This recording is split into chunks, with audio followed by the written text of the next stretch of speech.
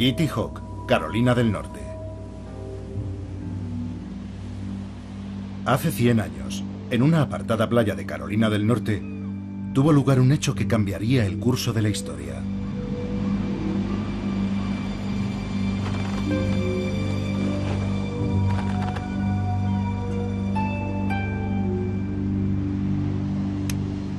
No hubo muchos testigos, tan solo unos cuantos pájaros curiosos y algunos pescadores del lugar. Este es el único documento de ese momento histórico, una única y borrosa fotografía. Fue aquí donde un joven fabricante de bicicletas hizo realidad un sueño largamente perseguido: volar. Solo permanecería en el aire 12 segundos, recorriendo 40 metros, pero fue el primer vuelo impulsado del ser humano.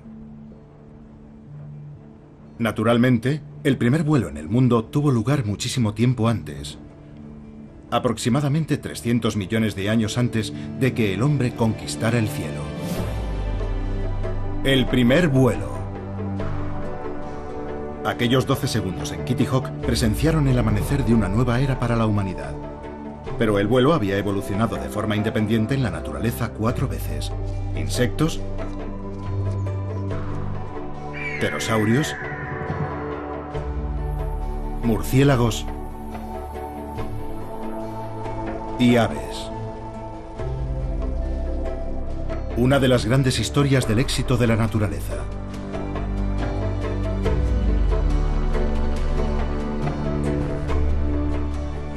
Pero ¿cómo son estos diseños naturales perfeccionados a lo largo de millones de años de evolución comparados con las máquinas construidas por los humanos? Después de todo, solo hemos tenido un siglo para ponernos al día.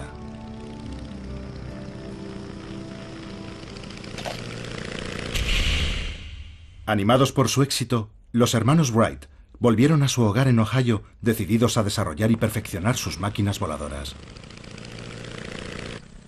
Huffman Prairie, Ohio. 2 años después, habían perfeccionado el modelo Wright A, capaz de volar durante casi 1 hora.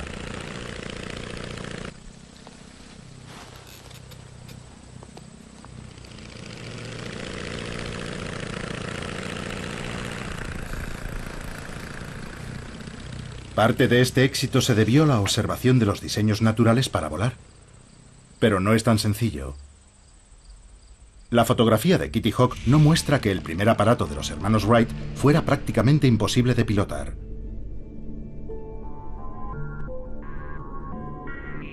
Era tan inestable que se necesitaban unos reflejos luminosos para mantenerlo en el aire. Con un esfuerzo sobrehumano, Orville logró mantener el aparato 12 segundos en el aire.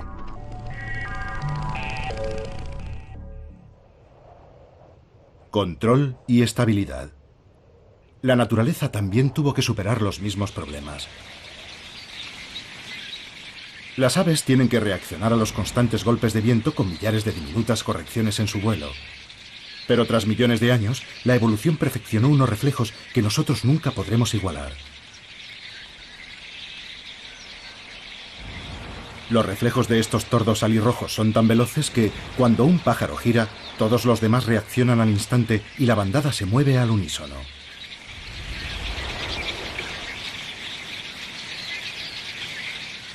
Durante el invierno en Carolina del Norte, los hermanos Wright estaban rodeados por bandadas similares, en algunos casos por decenas de millones de pájaros. Tanta maestría en el vuelo debió parecerle un acto de presunción a Orville y Wilbur. Ellos apenas conseguían volar en línea recta unos segundos.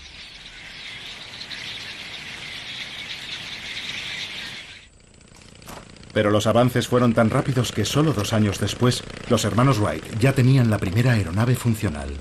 Fue entonces cuando la aviación realmente despegó. Wilbur murió en 1912, pero Orville vivió para ver volar el primer avión a reacción. Y justo 66 años después del vuelo en Kitty Hawk, el hombre caminaba sobre la luna. Pero levantar el vuelo no fue fácil. La mayoría de los primeros diseños estaban basados más en la esperanza que en la ciencia.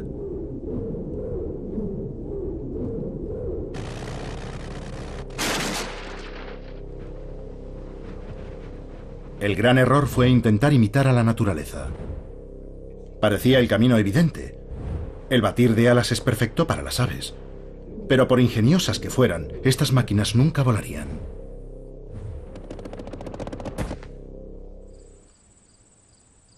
Unos pocos pioneros siguieron un enfoque completamente diferente, preparando el terreno para los hermanos Wright. Mucho tiempo antes de que Orville y Wilbur soñaran incluso con volar, el ingeniero alemán Otto Lilienthal estaba convencido de que el secreto del vuelo estaba en aprender primero a planear. Aunque él no lo sabía, Lilienthal seguía el mismo camino que había seguido la naturaleza millones de años atrás.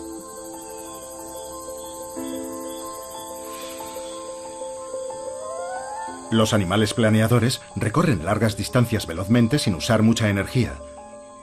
Una buena forma de moverse, sobre todo en las alturas de los bosques tropicales. Funciona incluso para los animales más inverosímiles, como las ranas y los lagartos.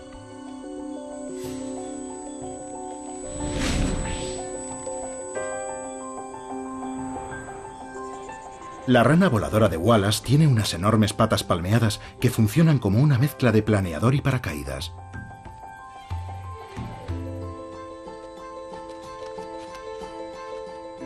Y el gecko volador tiene una sofisticada membrana que recorre los flancos dorsales hasta la cola y que se abre en el aire como las alas de un planeador.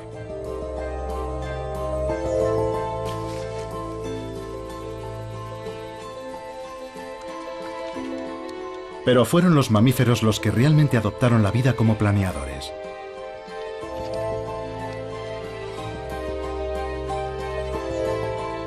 En Australia, diferentes tipos de marsupiales, incluido este petauro del azúcar, planean sobre el bosque en mitad de la noche. Como todos los mamíferos planeadores, posee una membrana entre las patas delanteras y traseras.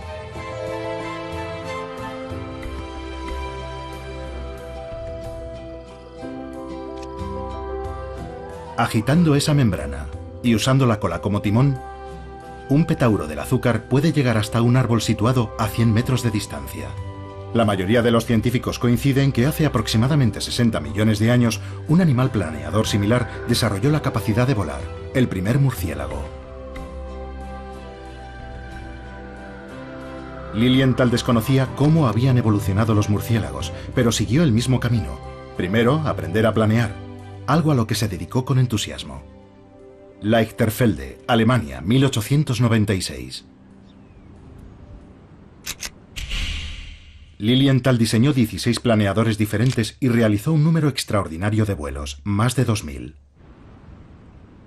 Pero solo podía dirigir sus planeadores moviendo las piernas de un lado a otro. Más tarde escribiría: mientras hacía esos experimentos, el viento me sacudía con violencia y me veía obligado a realizar una auténtica danza en el aire para mantener el equilibrio, aunque siempre podía hacer un aterrizaje seguro.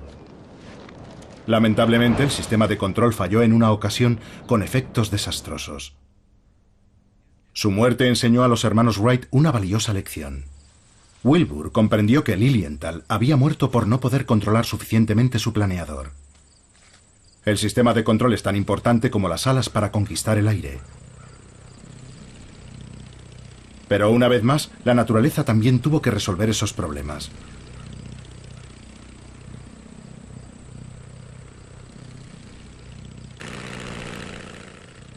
En Ohio, el cielo estaba lleno de maestros del planeo controlado. Los buitres cabecirrojos. Sus alas son muy largas en relación a su peso. Es como si estuvieran a merced de cada ráfaga de aire. Pero su control es absoluto. Y Wilbur intentó comprender cómo lo hacían. Se me ocurrió la idea de que posiblemente el pájaro ajuste las puntas de las alas de forma que una adopta un ángulo positivo y la otra un ángulo negativo, convirtiéndose así en un molino viviente. Cuando su cuerpo ha girado todo lo que desea, invierte el proceso.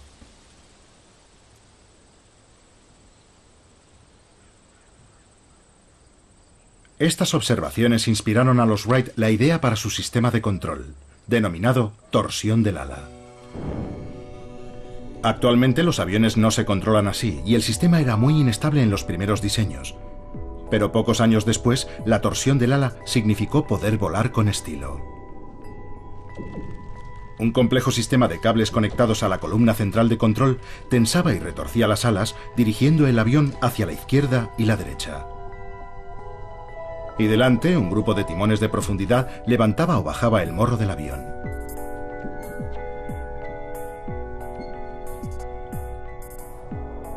El nuevo diseño funcionó tan bien que los hermanos lo enviaron a Francia, donde hicieron su primera exhibición aérea. Le Mans, Francia, 1908.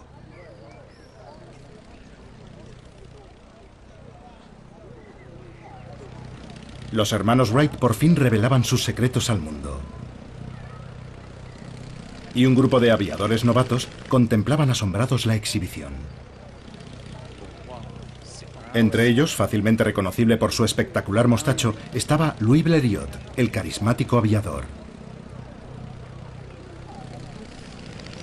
Blériot había construido y estrellado varios aviones propios, por lo que estaba extremadamente interesado en saber cómo los Wright podían volar tanto tiempo y aterrizar de una pieza. Blériot comprendió que la respuesta era la torsión de las alas. Pero ni Blériot ni los hermanos Wright sabían que estaban rodeados por los mayores expertos en torsión alar. Los insectos, más incluso que los pájaros, usan sofisticadas formas de torsión para dirigir su vuelo. Pero a diferencia de las aves, los insectos no tienen músculos o tendones en las alas. En su lugar, una compleja red de fuertes venas controladas por los músculos situados en la base les permite retorcer las alas, un diseño similar al del aparato de los hermanos Wright. Los hermanos Wright habían construido, sin saberlo, un gigantesco insecto volador.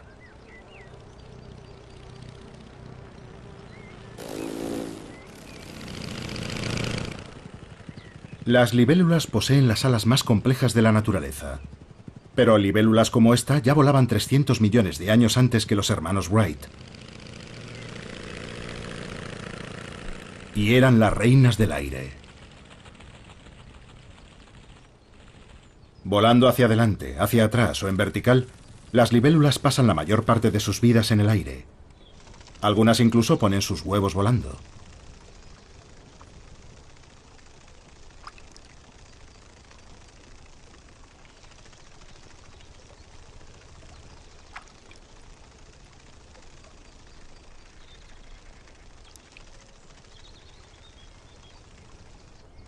Para controlar su vuelo con tanta precisión, las libélulas tienen unas alas que son una maravilla de la microingeniería. Su complejidad es tal que los científicos aún no entienden del todo cómo funcionan.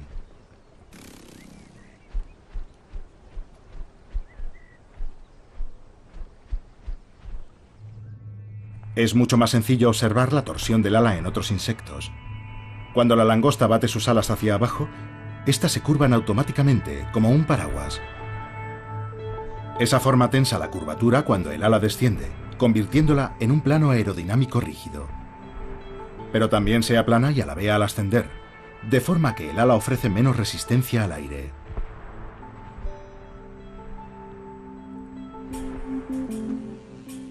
El mundo en miniatura de los insectos voladores está lleno de revelaciones. Hasta hace pocos años, los científicos no tenían ni idea de cómo volaba un insecto. Si la ampliamos a la escala de un avión, el ala del insecto no funcionaría. Pero en su pequeño mundo es tan eficiente que en ocasiones cada movimiento de las alas crea 2 o 3 veces la fuerza de sustentación equivalente a la del ala de un avión. Y eso es porque a pequeña escala el aire actúa de una forma muy diferente cuando pasa por el ala del insecto. El vuelo crea patrones de turbulencias de aire, los vórtices. Cuando el insecto mueve sus alas hacia abajo, se forma un vórtice en la parte superior de su perfil alar, generando la mayor parte de la fuerza de sustentación.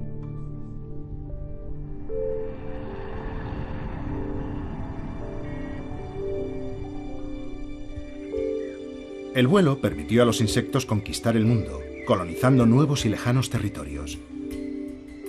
Cada año, mariposas como la vanesa de los cardos, la Colia croceus y la colia amarilla migran al norte de Europa, algunas desde lugares tan distantes como el norte de África. Otras terminarán encontrándose con el mar. Pero para un insecto que puede volar, ni siquiera el Canal de la Mancha es un obstáculo.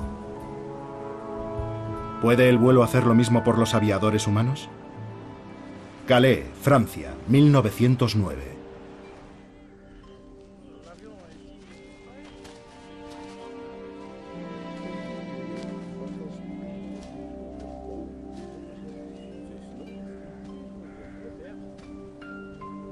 El Daily Mail había ofrecido una recompensa de 1000 libras al primer piloto lo bastante valiente o loco para cruzar volando el canal.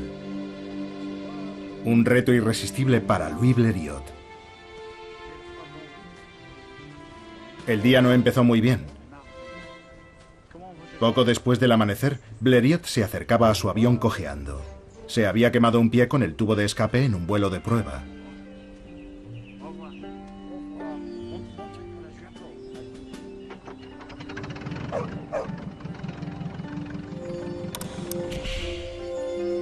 Y el día iba a empeorar.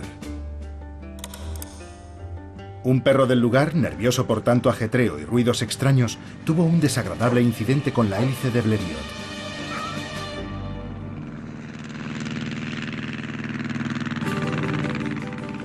El avión salió mucho mejor parado que el perro. Pero la multitud que había acudido para ver despegar a Blériot estaba comprensiblemente inquieta.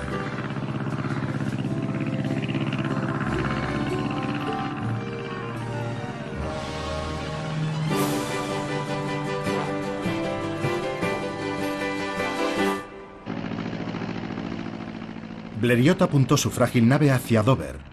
Había calculado que el vuelo duraría algo más de media hora, pero llevaba en el aire más de 50 minutos, por lo que no tenía mucho margen para errar.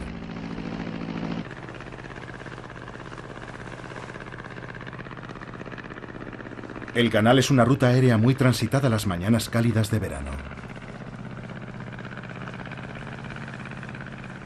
Muchas mariposas no sobreviven al frío invierno británico. Pero volar significa que nuevas emigrantes llegan cada año para recolonizar las islas británicas. Los viajeros de larga distancia necesitan saber con precisión a dónde van. Los insectos usan el sol y el momento del día para trazar su rumbo.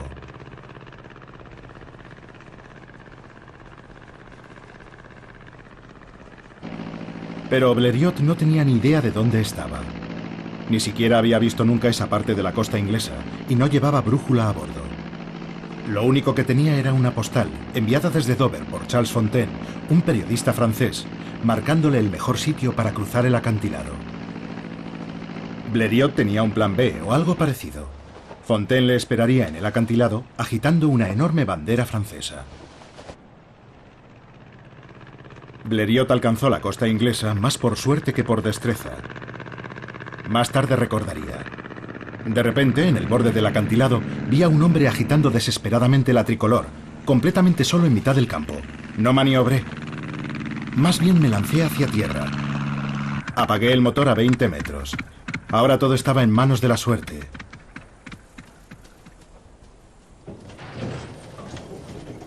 El tren de aterrizaje no aguantó muy bien, pero ¿eso qué importaba? Había cruzado el canal.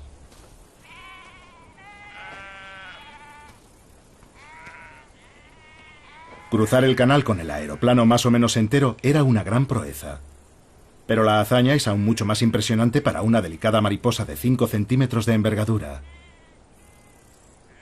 A pesar de ello, cada año miles de mariposas hacen el mismo viaje, algunas incluso desde mucho más lejos. En Norteamérica, cuando se acerca el otoño, las mariposas monarca inician un viaje épico al sur. Las que salen desde el sur de Canadá volarán más de 3000 kilómetros para llegar a algún bosque en las laderas de las montañas de Sierra Madre, México.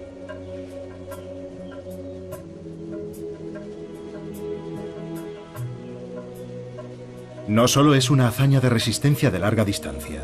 es un auténtico milagro de la navegación, ya que aquí, en este bosque, se reúnen mariposas llegadas desde toda Norteamérica. Un testimonio del poder del vuelo.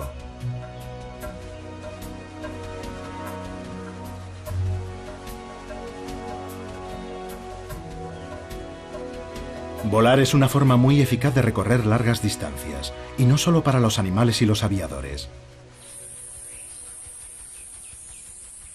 Algunas plantas han evolucionado de forma que sus semillas se alejan planeando de su árbol originario. La semilla planeadora perfecta pertenece al llamado, aunque suene inverosímil, pepino volador, Alsomitra macrocarpa, una cucurbitácea trepadora de los bosques tropicales del sudeste asiático.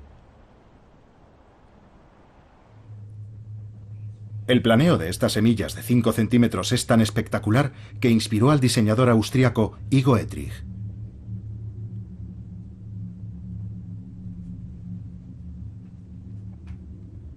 Primero, Etrich construyó una serie de planeadores inspirados en el diseño de la semilla. Después diseñó un avión con la esperanza de mantener al imperio austrohúngaro en la carrera por la conquista del aire. Pero el nombre de su avión, Taube, paloma, recuerda su forma de ave, y no la de la extraña semilla que lo inspiró. Etrich estaba preparado para hacer volar su original diseño justo un año después de que Blériot cruzara el Canal de la Mancha. Wiener Neustadt, Austria, 1910. Etrich demostró la navegabilidad del avión sobrevolando Viena a 300 metros de altura.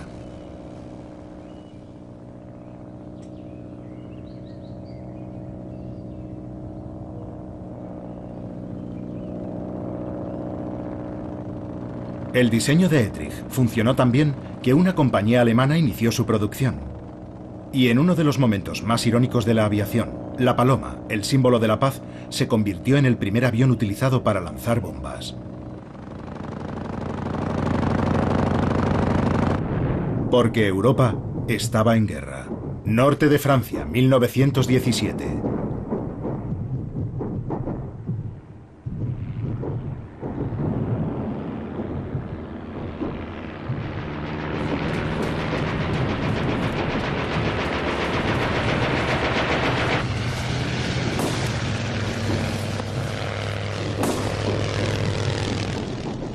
La Primera Guerra Mundial dio un nuevo y urgente giro a la aviación. Las naciones beligerantes necesitaban diferentes tipos de aviones para diferentes tareas.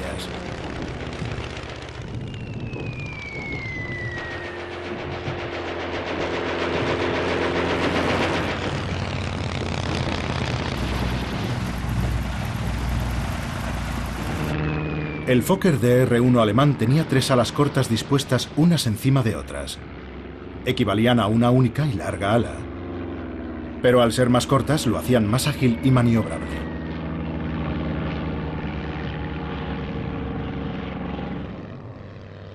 El caza Bristol, su rival, era un biplano más grande con 2 alas más largas. El Bristol no era tan ágil, pero 2 alas producen menos fricción, por lo que era más rápido. Cambiaba maniobrabilidad por velocidad.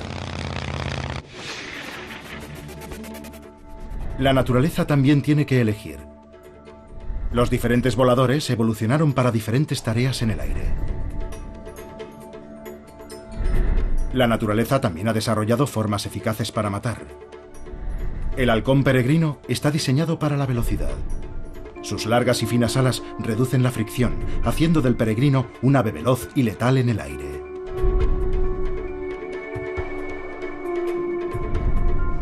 Caza a otras aves en vuelo, y en las costas de Europa, su presa favorita es la paloma.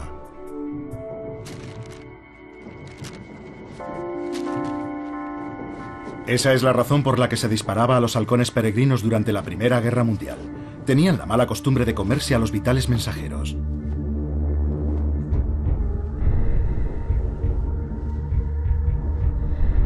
Pero cazar y matar exige algo más que un diseño elegante.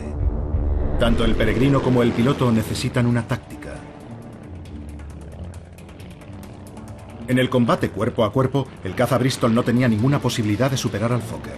Pero en un combate aéreo, como este, la altura da ventaja al cazador. Incluso desde lo más alto, la penetrante vista del halcón puede seguir a centenares de metros a una paloma.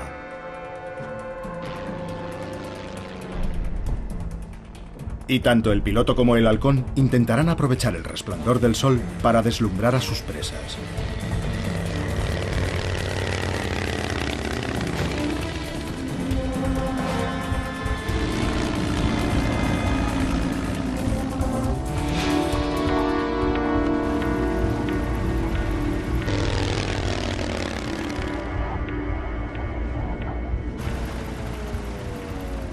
Cuando se lanzan en picado, tanto el pájaro como el avión alcanzan la máxima velocidad, aproximadamente 250 km por hora.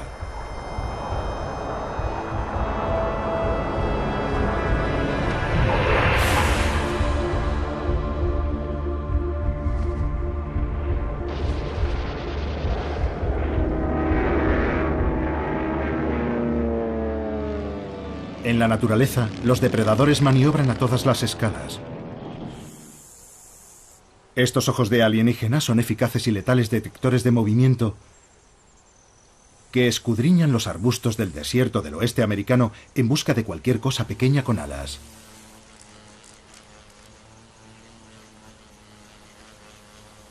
Son los ojos de la mosca predadora, los cuatreros del mundo de los insectos. Mientras busca el mejor lugar para tender una emboscada a los incautos viajeros, exhibe su habilidad en el aire, volando hacia adelante, hacia atrás, de lado y haciendo aterrizajes de precisión.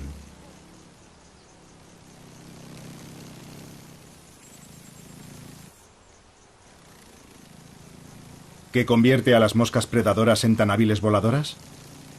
La razón en parte está en su herencia como moscas. Las moscas solo usan un par de alas, las delanteras.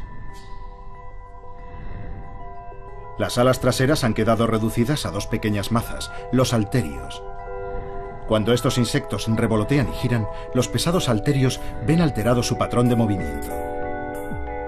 Unos diminutos sensores en la base del tallo detectan los cambios y envían la información al cerebro de la mosca, el equivalente de los giroscopios de los modernos aviones.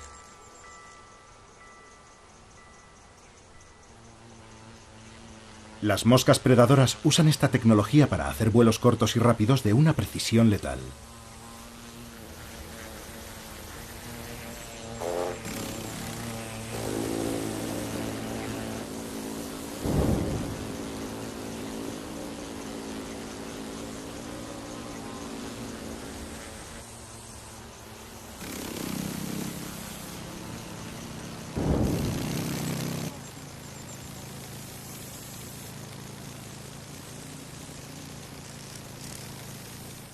Después, una vez en tierra, dejan a su presa seca succionando con sus mandíbulas en forma de agujas.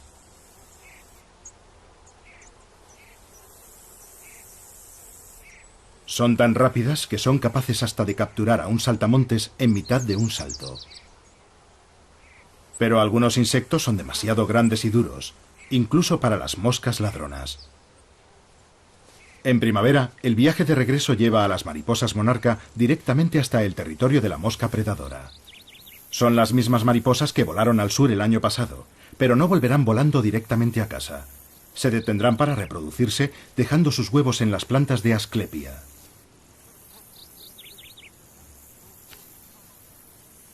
Cuando sus huevos se conviertan en mariposas adultas, éstas proseguirán su viaje al norte, deteniéndose tan solo para reproducirse de nuevo. A mediados de verano, algunas de esas mariposas llegarán al sur de Canadá, las tataranietas de aquellas que salieron de México. Algunas llegarán tan lejos como Terranova, en la costa noreste. Un viaje espectacular para una criatura tan pequeña. Tan solo 16 años después del primer vuelo, los aviadores estaban preparados para su primer vuelo de larga distancia. San Juan de Terranova, Canadá, 1919. Dos pilotos británicos, el capitán John Alcock y el teniente Arthur Brown, estaban a punto de enfrentarse a 3.000 amedrentadores kilómetros de océano Atlántico.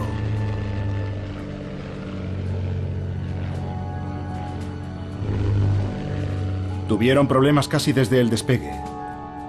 Una montaña de nubes se extendía delante de ellos, amenazando con ocultar el horizonte y el sol. No había vuelta atrás. Tenían que seguir adelante, directos hacia la amenazante tormenta atlántica que zarandeaba el Vickers Vimy, un avión grande y pesado. Y sin rastro del sol, no tenían ni idea de a dónde iban, ni en qué dirección avanzaban.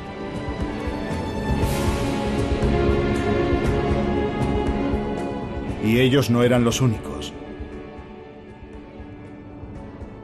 Todos los años, las tormentas sorprenden y arrastran sobre el océano a algunas mariposas monarca.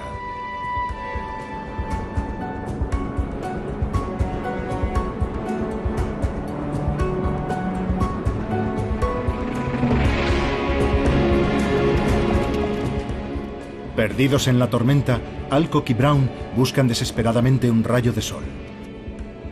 Pero está anocheciendo. Poco después de la medianoche, logran al fin atravesar las nubes y se orientan con la luna para poner rumbo al este, a Irlanda. Travesía aérea atlántica, triunfo glorioso. Tras 16 horas de pesadilla de aterradoras tormentas atlánticas, Alcock resumió el éxito con la habitual flema británica diciendo: «Ayer estaba en América, y soy el primer hombre en Europa que puede decir eso».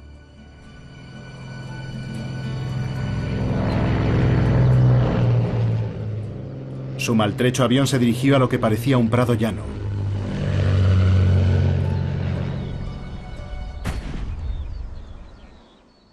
Pero descubrieron demasiado tarde que era una ciénaga irlandesa.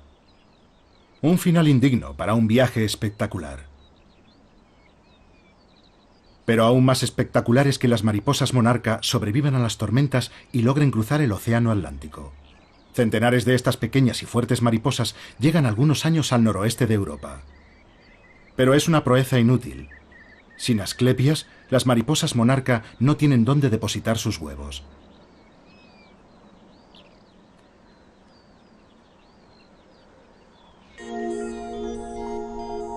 El Vimy, el avión de Alcock y Brown, era un bombardero de la Primera Guerra Mundial reconvertido. Un avión grande para su época. Pero en 1921 un diseñador había soñado con algo mucho más grande. Un conde italiano, Gianni Caproni, construyó el primer jumbo del mundo. Un monstruo de 9 alas con una envergadura de 30 metros. Un hidroavión diseñado para cruzar el Atlántico Norte con más comodidad que el bombardero reconvertido de Alcock y Brown. Lago Mayor, Italia, 1921. El torpe Caproni CA-60 tan solo llegó a realizar vuelos de prueba. Incluso alzó el vuelo, brevemente. Pero esa fue la primera y la última vez que voló. Se había adelantado demasiado a su tiempo. Pero el tamaño no es un verdadero problema para los aviones. Actualmente hay aviones mucho más grandes volando en los cielos. El tamaño es más complejo para la naturaleza.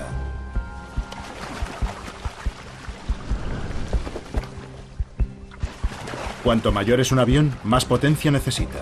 Por eso los ingenieros hacen motores más potentes y eficientes. Pero ¿qué hace la naturaleza que solo dispone de un tipo de motor, el músculo? Y la cantidad de potencia que puede generar el músculo es limitada. Los músculos no pueden crecer para compensar el aumento de peso de las grandes aves, razón por la que el vuelo impulsado tiene un límite de peso máximo. Y el cisne blanco está muy cerca de ese límite. El despegue es lo que requiere más fuerza. Por eso el cisne tiene tantas dificultades para alzar el vuelo. Pero en cuanto alcanza la velocidad suficiente, la fuerza de empuje hacia adelante presiona el aire sobre las alas, generando la fuerza suficiente para mantenerlo en el aire. Una vez en el aire, los cisnes pueden hacer viajes asombrosos. Los cisnes cantores son los viajeros de largas distancias más pesados. Todas las primaveras dejan las islas británicas para viajar 1000 kilómetros sin paradas hasta Islandia.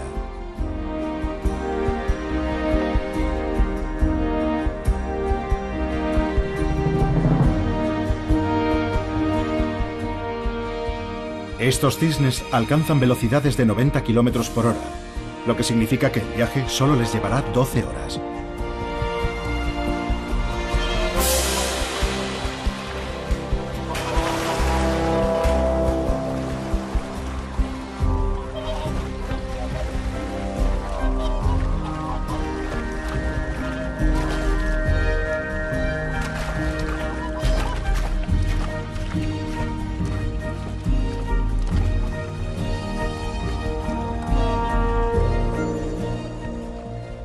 El tamaño determina lo que un animal puede hacer en el aire.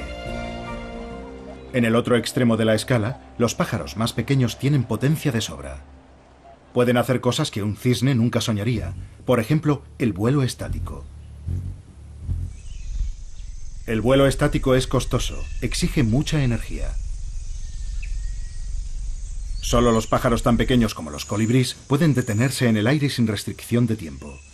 Sus alas son más rígidas que las de otros pájaros, pero rotan en la base, girando en el movimiento hacia atrás y generando así fuerza de sustentación en ambas direcciones, de forma que pueden mantenerse estáticos y, si quieren, volar hacia atrás.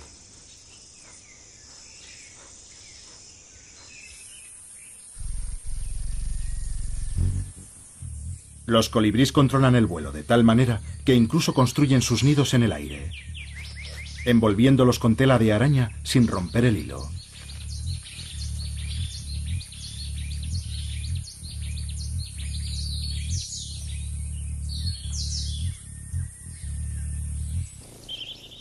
Parece un colibrí, pero es un insecto. Tiene el mismo tamaño y su vuelo estático es tan bueno como el de algunos colibríes. Es una esfinge colibrí. Si reducimos la velocidad 80 veces, veremos que este insecto usa la misma técnica que el colibrí.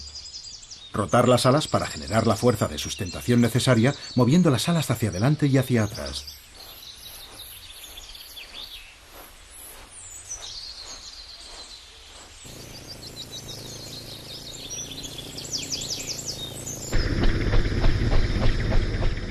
Las alas del helicóptero son las aspas del rotor. Su movimiento constante le proporciona una fuerza de sustentación constante, incluso cuando el helicóptero no avanza.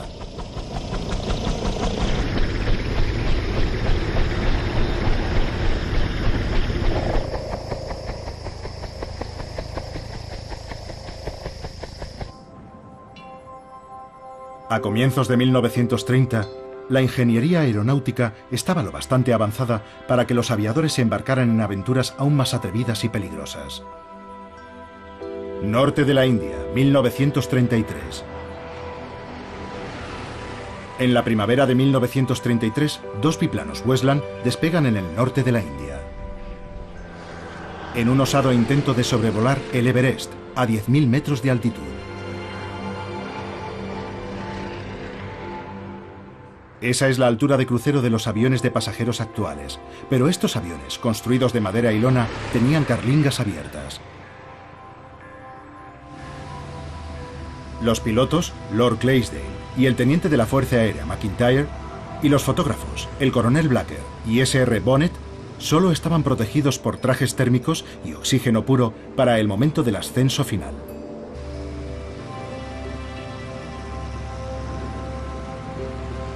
Su objetivo era fotografiar ese territorio inexplorado. Pero la única forma de hacer buenas fotografías era que el fotógrafo se asomara fuera del aeroplano.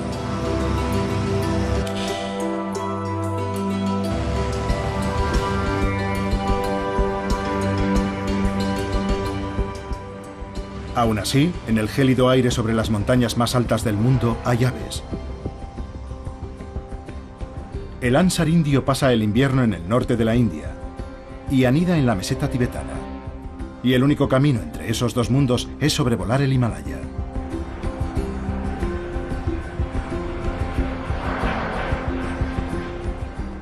Estos gansos alcanzan alturas de 9.000 metros.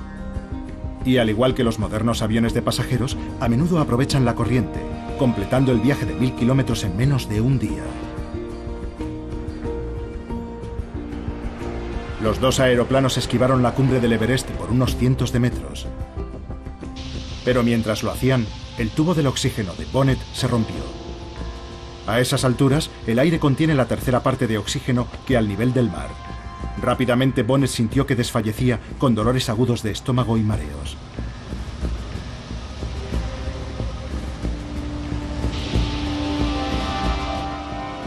Afortunadamente se dio cuenta del problema a tiempo, encontró la fuga y la reparó con un trapo viejo. Pero ¿cómo puede ser que mientras el hombre apenas puede sobrevivir a esta altura sin ayuda, estos gansos vuelen sin ningún esfuerzo a través del tenue aire? Todas las aves tienen una serie de sacos aéreos conectados a los pulmones, de forma que tanto al inspirar como al expirar, el aire es impulsado a través de los pulmones en una sola dirección. Es un sistema mucho más eficiente que nuestra respiración. Los gansos pueden conseguir fácilmente el oxígeno necesario para impulsar su vuelo, incluso a una altura récord como esta.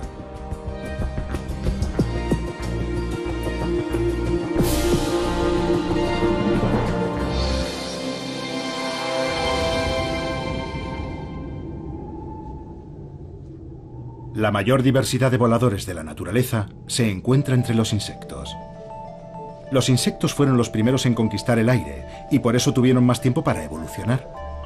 Actualmente existirán unos 30 millones de diferentes especies de insectos y la mayoría de ellas pueden volar.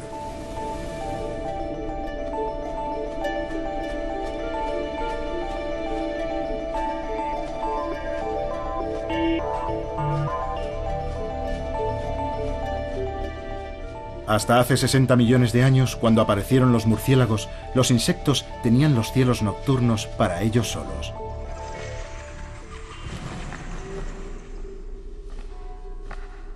El refugio de la oscuridad llegó a su fin cuando los murciélagos desarrollaron un detector de insectos de eficacia letal, el sonar.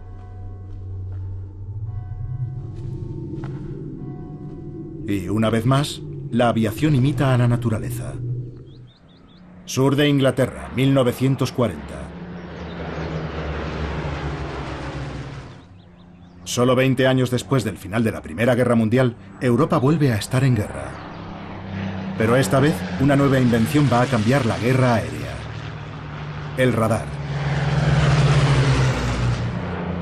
En 1940, cuando comenzó la batalla de Inglaterra, una red de estaciones de radar se extendió por todo el sur de Inglaterra. Su misión era detectar a los aviones alemanes que cruzaran el canal y transmitir sus posiciones a los escuadrones británicos de cazas. Los primeros radares diseñados eran grandes, burdos y no muy potentes. Pero en los cielos estrellados de los bosques de esa Europa destrozada por la guerra, un sistema de detección mucho más sofisticado llevaba funcionando millones de años. Los murciélagos, por supuesto, usan sonidos, no ondas de radio. Los murciélagos orejudos dorados son voladores lentos pero ágiles que cazan insectos posados en el follaje. Para ello usan silenciosos chillidos de baja frecuencia que no alertan a sus presas. Los insectos solo tienen que moverse 1 milímetro o menos para que el sonar del murciélago los detecte.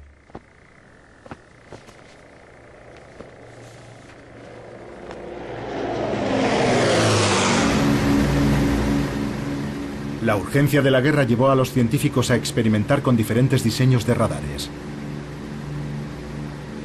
El radar H2S era lo bastante pequeño para poder ser instalado en un avión y era capaz de detectar submarinos en aguas poco profundas.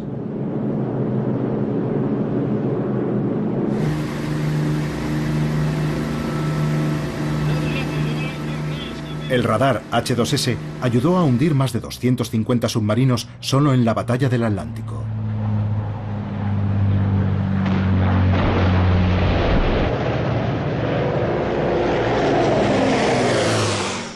Pero la naturaleza ya tenía su propio sonar aire-superficie. En las selvas de Centroamérica, el murciélago pescador localiza a sus presas mediante las ondas en la superficie de las charcas.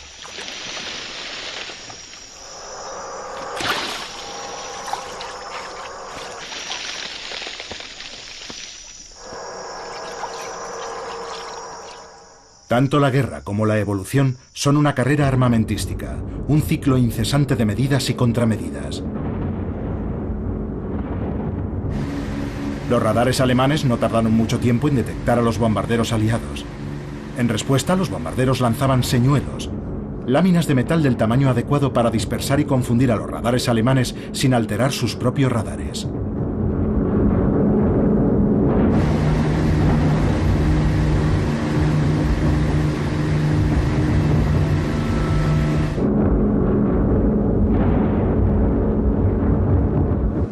Esta carrera armamentística no es algo nuevo para la naturaleza.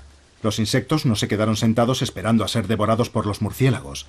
Algunos evolucionaron sus propias contramedidas. La mariposa tigre escarlata posee un veneno que hace que su sabor sea horrible. Durante el día, sus brillantes colores disuaden a los depredadores, pero los colores no sirven en la oscuridad, ni ante el sonar del murciélago. Por eso, en cuanto oye el chillido ultrasónico del murciélago, la mariposa tigre responde con otro chillido, advirtiendo al murciélago de su pésimo sabor. Incluso interfiere con el sonar del murciélago.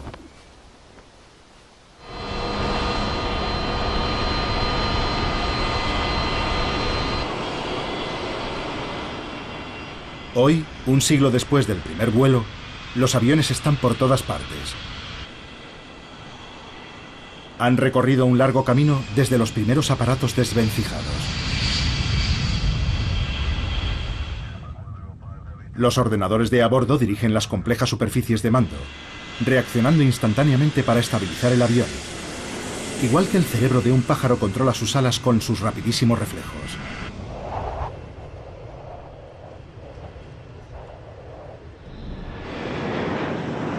¿Ha llegado por fin la aviación a la altura de la naturaleza? Aún no. Incluso una paloma común posee un diseño de alas con el que los ingenieros solo pueden soñar. Sus alas cambian de forma a medida que las plumas se superponen entre sí, abriéndose para alzar el vuelo y plegándose para el vuelo rápido.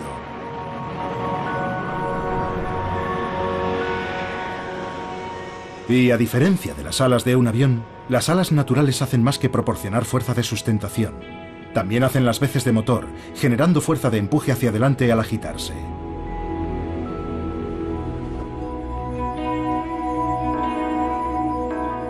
Los voladores naturales son mucho más sofisticados que cualquier cosa que haya diseñado el hombre. Pero el vuelo humano ha superado a la naturaleza en algunos aspectos. Podemos llegar más alto, más rápido y más lejos. Tan solo 6 décadas después de que los hermanos Wright sobrevolaran un campo de Ohio en su frágil aeroplano, despegaron los primeros pasajeros supersónicos. Y luego, pocos meses después, el hombre viajaba a la Luna.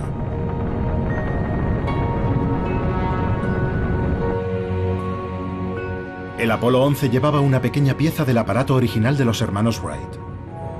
Su primer vuelo solo fue de 40 metros. Pero su último viaje, 64 años después, fue un viaje de ida y vuelta de casi 1 millón de kilómetros.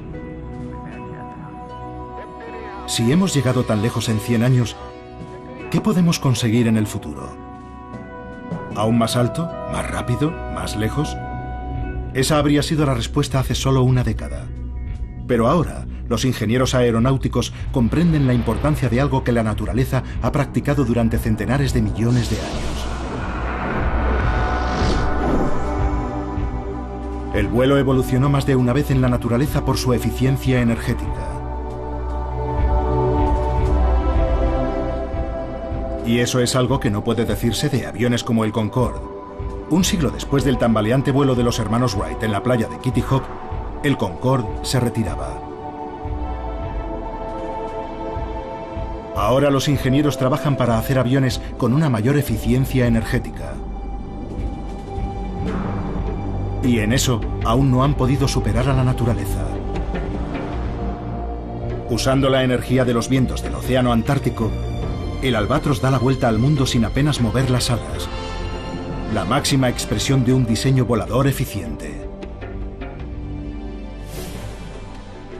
El Concorde era grandioso y elegante, pero no podía compararse con el resultado de millones de años de evolución.